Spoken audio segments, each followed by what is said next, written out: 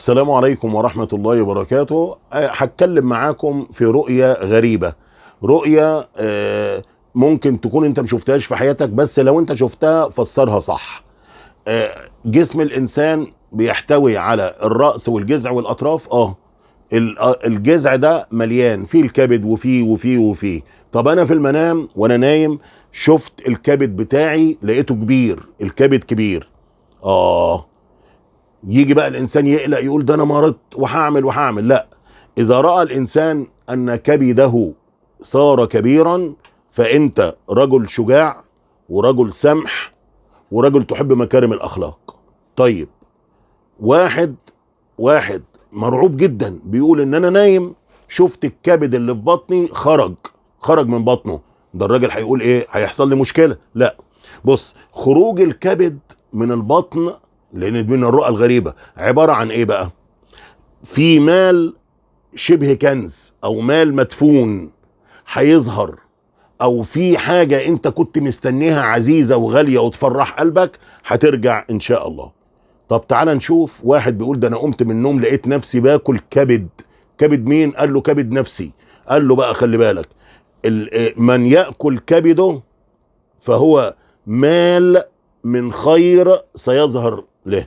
يعني ايه مال من خير سيظهر له؟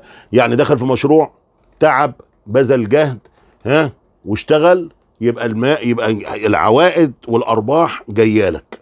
طيب، واحد بيقول انا رأيت نفسي مش عنديش كبد واحد، كبد. يعني ايه؟ رأى عنده اكباد كثيرة.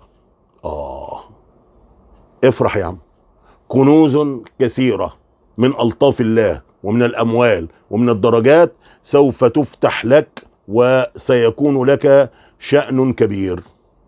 طيب، واحد بيقول أنا نمت في المنام، قلت مالك؟ قال كبده يؤلمه. وربنا يشفي المرضى جميعا، قولوا أمين. من رأى في المنام أن كبده يؤلمه يبقى هذا الرجل أساء لوالده. يعني ايه؟ يعني تعامل وحش مع ايه؟ مع ابوه ومع امه، ولذلك اتاه الهم. يبقى ألم الكبد إساءة إلى الوالدين، يترتب عليه الهم. أنت عليك إيه بقى؟ توب إلى الله واستغفر الله وما تعملش كده. طيب، واحد بيقول إن هو لقيت الكبد قدامي كده قطعته. الكبد وتقطيع الكبد، مش الكبده، لا، تقطيع كبدي انا قطعته، سينالك هم. استعذ بالله بقى، اعمل صالحات. ليه بقى؟ صنائع المعروف بتقي مصارع السوء. طب انت بتاكل كبدك، انسان بياكل كبده، يبقى انت تصيب مال وتاكله، او ياكله معك ايه؟ ولدك.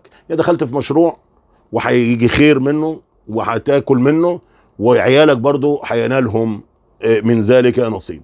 انا عايز اقول ان رؤية الكبد دي رؤية غريبة وعجيبة، بس خلي بالك ان الارواح بتاعتنا ربنا بيوريها اشارات ودلالات علشان احنا نعتبر ونتعظ. اسأل الله باسماء الحسنى وصفاته العلى ان يجعلني واياكم ممن علم الحق فاتبعه ورأى الباطل فاجتنبه. اللهم ارزقنا الرفقة الصالحة المؤمنة التي تحضنا على الخير. اللهم انصر الإسلام والمسلمين. وصلى الله وسلم وبارك على سيدنا محمد وعلى آله وصحبه أجمعين. والسلام عليكم ورحمة الله وبركاته.